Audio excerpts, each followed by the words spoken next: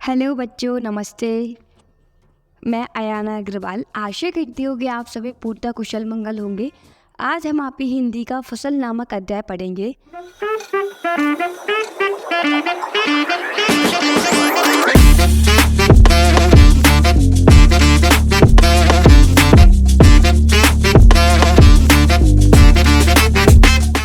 इसके रचयिता नागार्जुन जी है। तो चलो पढ़ते हैं नागार्जुन जी के जीवनी के बारे में कि इनके जीवन में इन्होंने कौन कौन सी उपलब्धियां हासिल की हैं। अब बच्चों, आप ये सोच रहे होंगे कि हम जब भी कोई नए पाठ की शुरुआत करते हैं तो हम सबसे पहले उसकी लेखक या कवि के बारे में क्यों पढ़ते हैं। तो लेट मी टेल यू, मेरे को बताने दो क्यों पढ़ते हैं। देखो, आपका जो एग्ज़ाम होता है ना, इट डज़ नॉट मैटर कि आप कौन से बोर्ड से हो, ठीक है। आप स्टेट बोर्ड से हो या फिर आप सीबीएसई बोर्ड से हो या आईसीएसई बोर्ड से हो, आपकी हर एग्ज़ाम्स के अंदर आपसे पूछ लेते 4 मार्क्स के अंदर कवि परिचय और लेखक परिचय दोनों आते हैं आपके 4 मार्क्स के अंदर। तो इसलिए इसको पढ़ना इम्पोर्टेंट होता है। तो नागार्जुन जी का असली नाम था बैद्यनाथ मिश्र और इनका जन्म हुआ था 1911 में बिहार के दरभंगा जिले में। ये कवि भी थे, साथ ही साथ लेखक थे। मतलब कुछ लोग तो लेखक होते हैं, कुछ लोग कवि होते हैं, लेकिन इन्होंने अपने जीवन में काफ़ी सारी उपलब्धियां हासिल की। ये कवि के साथ लेखक भी थे। इन्होंने युगधारा, हजार हजार बाई वाली जैसी न जाने कितनी सारी कविताएं लिखी हैं। इन्होंने समाज की समस्या, भ्रष्टाचार पर व्यंग से कविताएं लिखते थे। आधुनिक कबीर भी कहलाए। इन्होंने समाज में जो कुरीतियाँ फैल रही थी, समाज में जो लोगों के साथ भ्रष्टाचार और दुर्व्यवहार हो रहा था, उसके ऊपर इन्होंने काफ़ी सारी कविता लिखी, जिसके कारण ये आधुनिक कबीर कहलाए। ये काफ़ी बार जेल भी गए थे और इन्हीं के लिए साहित्य अकादमी पुरस्कार भी मिला था। तो करते हैं इसकी शुरुआत। एक की नहीं, दो की नहीं, ढेर सारी नदियों के पानी का जादू। एक की नहीं, दो की नहीं, लाख लाख कोटि कोटि हाथों के स्पर्श की गरिमा। एक की नहीं, दो की नहीं, हजार हजार खेतों की मिट्टी का कुर्ता। कितनी खूबसूरत और प्यारी कविता आपकी नागार्जुन जी द्वारा लिखी गई है। अब पहले समझते हैं कठिन कठिन शब्दों का अर्थ। ढेर सारी का मतलब होता है बहुत अधिक। इंग्लिश में बोलते हैं इसको in a huge quantity, in a lot of quantity, ठीक है। कोटि यानी कि करोड़, ठीक है। स्पर्श यानी कि छूना या टच करना। गरिमा यानी कि गुरुत्व, प्राउड, गौरव। गुणधर्म यानी किसी वस्तु में पाई जाने वाली विशेष बात या तत्व जिसके द्वारा वह वस्तु दूसरे से अलग मानी जाती है, जिसको हम इंग्लिश में बोल देते हैं यूनिक, ठीक है। तो प्रस्तुत पद इसमें आपकी नागार्जुन जी ने फसलों को ढेर सारी नदियाँ, लाखों करोड़ों हाथों और हजारों खेतों के सम्मिलित सहयोग का परिणाम बताया। अब समझते हैं कि ऐसा क्यों बताया गया है कि जो नदियाँ हैं उनमें एक का नहीं, दो का नहीं, हजारों नदियों का पानी आता है। ये एक हाथ से नहीं, हजारों लाखों कोटि हाथों से सिंची होती हैं। ये सब हमारे नागार्जुन जी क्यों लिखते हैं। तो देखो, मैं आपको बताती हूँ कि जो हमारे आसपास खेत होते हैं, आप सबको पता होगा कि हमारे देश की इकोनॉमी, हमारे देश की 70% इकोनॉमी होती है वो फसल पर आधारित होती है। तो हमारे लिए इस दुनिया में जो प्राइमरी साधन बोल सकते हैं वो है आपका फसल। अगर फसल नहीं होगी तो फसल के बिना कोई भी चीज़ संभव नहीं है। ये आप अनुमान लगाइए। तो जो आपकी फसल है ना, फसल को जो किसान अपने हाथों से सींचता है, उसमें जो पानी लगता है ना, वो पानी है ना आपका किसी एक नदी से नहीं आता। वो आपका पानी हमारी सिंधु से, गंगा से, ब्रह्मपुत्र, कावेरी, चंबल, ऐसी न जाने कितनी लाखों नदियों से आता है। और ये एक हाथ से नहीं, ढेर सारे हाथों से सींचता है।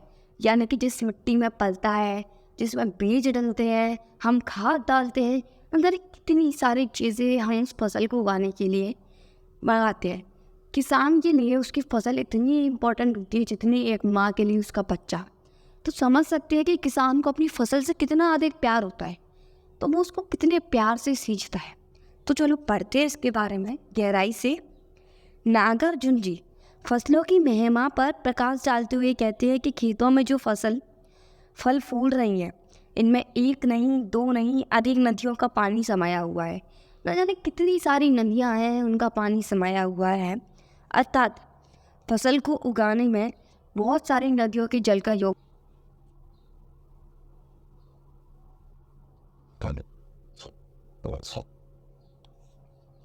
इन्हें तैयार करने में एक नहीं, दो नहीं, लाखों करोड़ों लाखों के हाथों का स्पर्श है। अर्थात ना जाने कितने करोड़ किसान मजदूर अपने हाथों से तैयार करते हैं। आपने देखा होगा जब हम किसी खेत को सींचते हैं ना, सींचते हैं, तो खेत में सबसे पहले हम उसकी मिट्टी को सही करते हैं। मिट्टी को सही करने के बाद उसकी पानी से सिंचाई करते हैं, उसमें खाद डालते हैं। खाद डालने के बाद हम उसमें बीज डालते हैं। बीज डालने के बाद फिर हम उसमें फिर से पानी डालते हैं। न जाने कितना प्रक्रम चलता है फसल को उगाने में। तो हम अनुमान लगा सकते हैं कि इस फसल को उगाने में एक नहीं, दो नहीं, न जाने कितने मजदूर, कितने किसानों की मेहनत है। इन सब की श्रम का गौरव इन फसलों में है। न जाने कितने खेतों की मिट्टी का गुण और स्वाद इन फसलों में आ गया है। जब हम एक खेत में पानी डालते हैं तो दूसरे खेत का पानी भी उस खेत में बह के आता है। जो पानी बह के आता है तो उस खेत की मिट्टी का अलग गुण, दूसरे खेत की मिट्टी का अलग गुण, उसमें अलग किसान ने बोया, उसमें अलग किसान ने बोया। तो ऐसे मिलके न जाने कितनी बड़ी एक अलग सी डिफरेंट सी श्रृंखला बन जाती है। उस श्रृंखला को हम मिट्टी का सृजनात्मक और शक्ति का उपयोग करके न जाने कितनी गुणवत्ता और अच्छी फसल उत्पाद करते हैं। आशा यहाँ है कि हम जब फसल उगाते हैं ना, उसमें केवल एक किसान का योगदान नहीं रहता, उसमें पूरे देशवासियों की कड़ी मेहनत रहती है जब वो उस अनाज को खाते हैं। क्यों कहते हैं हम भारत में कि भारत की इकनॉमी केवल फसल से है। फसल गांव के अंदर होती है, जो खेतों के अंदर हरियाती भरियाती रहती है, जिसके कारण हमारी ज़िंदगी का एक नया प्रक्रम दिखाई देता है, एक नया चरण दिखाई देता है। तो हर इंसान की ज़िंदगी में खेत बहुत ज़्यादा मैटर करता है, खेत बहुत इम्पोर्टेंट है। तो मैं आशा करती हूँ कि आपको ये समझ आया होगा। अब पढ़ते हैं नेक्स्ट, फसल क्या है। अब आपके जो नागार्जुन जी हैं वो स्वयं से प्रश्न करते हैं, जिसे हम कभी कभी खुद से प्रश्न करते हैं ना बच्चों, कि आसमान नीला क्यों होता है, पानी ऐसा क्यों होता है, हाथ ऐसे क्यों घूमते हैं, मतलब बहुत सारे क्वेश्चन ऐसे जो आपके नागार्जुन जी है वो स्वयं से प्रश्न करते हैं कि फसल क्या है, फसल क्या है, और तो कुछ नहीं है वहाँ, और तो कुछ नहीं है वहाँ। फिर वो खुद ही खुद को आंसर देते हैं, खुद ही खुद की पहेलियों को बुझाते हुए कहते हैं और तो कुछ नहीं है वहाँ। नदियों के पानी का जादू है वहाँ, हाथों की स्पर्श की महिमा है वहाँ, भूरी काली संतरी मिट्टी का गुणधर्म है वहाँ। रूपांतर है सूरज की किरणों का, रूपांतर है सूरज की किरणों का, सिमटा हुआ संकोच है हवा की थिरकन का। हाय, फसल क्या है, महिमा यानी कि महानता, बड़प्पन, गौरव। भूरी यानी कि देखो हमारे खेतों के लिए सबसे ज़्यादा जो उपजाऊ मिट्टी होती है ना, वो भूरी मिट्टी को माना जाता है। हमारे जो लोकल एरिया में पाई जाती है भूरी और काली, ठीक है। तो खेतों के लिए सबसे गुणवत्ता वाली मिट्टी भूरी और काली को ही माना जाता है। तो रूपांतर का मतलब होता है बदलाव, जिसको हम इंग्लिश में बोलते हैं ट्रांसफॉर्मेशन, ठीक है। सिमटा, सिमटा हुआ यानी कि सिकुड़ा हुआ, अपने आप में श्रिंक कर रहा है, जिसे बोलते हैं ना हम श्रिंकिंग। और संकोच यानी झिझक वाला, असमंजस की स्थिति में। और थिरकन यानी बाप के साथ पैरों को उठाते हुए, गिराते हुए, हिलाते हुए। तो इस पद्यांश में आपकी नागार्जुन जी कहना चाहते हैं कि फसलों को उगाने में प्रगति के सभी तत्व जैसे जल, मिट्टी, धूप तथा वायु का योगदान है।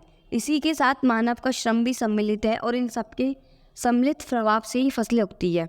मतलब जब आपकी फसल उगती है ना, तो वो केवल किसान की मेहनत या केवल जल से नहीं उगती, उसमें आपकी पृथ्वी का पंच तत्व विद्यमान है। आपको पता होगा कि पंच तत्व क्या होता है, आकाश, अग्नि, वायु, जल, पृथ्वी। इन पांचों गुणों से मिलकर होती है आपकी गुणवत्ता वाली भरपूर फसल तैयार। अगर इनमें से किसी भी एक गुण का अभाव रहता है तो आपकी फसल उतनी गुणवत्ता वाली नहीं होगी। तो कवि स्वयं से प्रश्न करते हुए कहता है कि खेतों में उगी हुई ये फसल आगे है क्या।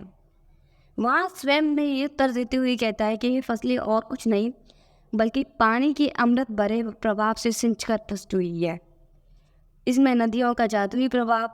तात्पर्य यह है कि बीज जब मिट्टी में दबता है तो वहाँ कुछ नहीं होता। जब हम बीज को मिट्टी के अंदर दबाते हैं ना, तो अगर उसी बीज को पानी प्राप्त नहीं होगा, पोषण प्राप्त नहीं होगा, जल प्राप्त नहीं होगा, धूप प्राप्त नहीं होगी, मेहनत यानी कि जो गुणवत्ता वाले उस चीज़ें होती है वो प्राप्त नहीं होगी, तो वो बीज किसी काम का नहीं रहेगा, वह व्यर्थ रहेगा।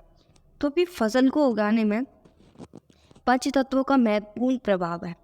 जब नदी का पानी उस बीज पर जाता है, खेतों के अंदर जाता है, तो नन्हे नन्हे कोमल पौधे निकल आते हैं। ऐसा लगता है, ऐसा प्रतीत होता है मानो ऊपर से हमारी जो सृष्टि है वो कुछ माया कर रही है, कुछ जादू कर रही है और छोटे छोटे से नन्हे नन्हे से कलियों वाले कोमल पौधे निकल आते हैं। आशा यह है कि फसलों में किसानों की मेहनत छिपी होती है, जो उपजती हैं उनके कारण अपनी अपनी मिट्टी का गुण, स्वाद और प्रभाव छुपा हुआ है। ये फसलें सूरज की किरणों का बदला हुआ रूप है। आशय यहाँ है कि सूरज की किरणें ने इन्हें ऊष्मा देकर एक रूप प्रदान किया है। अगर सूरज की किरणें इन छोटे छोटे नन्हे नन्हे कोमल पौधों को नहीं लगेंगी तो ये बड़े नहीं होंगे। मानो ऐसा लगता है कि हवाओं की थिरकन समटकर इन फसलों में समा गई है। जो सौंदनी सौंदनी हवाएं चलती है, मानो लगता है कि प्रकृति पूरी प्रकृति जमीन पे समाई हुई है, पूरी फसलों में उतरने वाली है। आशा यहाँ है कि बड़े बड़े करने में वायु का भी भरपूर योगदान है। इस प्रकार फसल की तैयार होने में जल, परिश्रम, मिट्टी, प्रकाश और हवा सबका समन्वित योगदान है। अगर इन पंच तत्वों में से किसी एक चीज की या किसी एक गुण की कमी रहती है तो आपकी फसल उचित रूप से नहीं हो पाई। देखने के लिए धन्यवाद। मैं आशा करती हूँ कि आपको पसंद आया होगा। जीवन में आगे बढ़ना है तो बहरे हो जाओ, क्योंकि अधिकतर लोगों की बातें मनोबल गिराने वाली होती है। ये बात इसलिए है क्योंकि लाइफ में आप कुछ भी करोगे, हर स्टेप पे आपको लोग आएंगे, डिमोटिवेट करेंगे। आपको हर जगह लोग आके रोकेंगे, बोलेंगे कि तू नहीं कर सकता। जब अपने मन में ही सोचोगे ना कि भाई मेरे को करना है, उससे पहले ही हज़ारों लोग आके रोक देंगे। तो किसी को अपने सपनों के बारे में मत बताओ, शांति से मेहनत करते रहो और ज़िंदगी में अपने आप आगे बढ़ जाओगे। देखने के लिए धन्यवाद। आपका दिन अच्छा है। अगर आपको पसंद आए तो लाइक, शेयर और सब्सक्राइब कीजिए।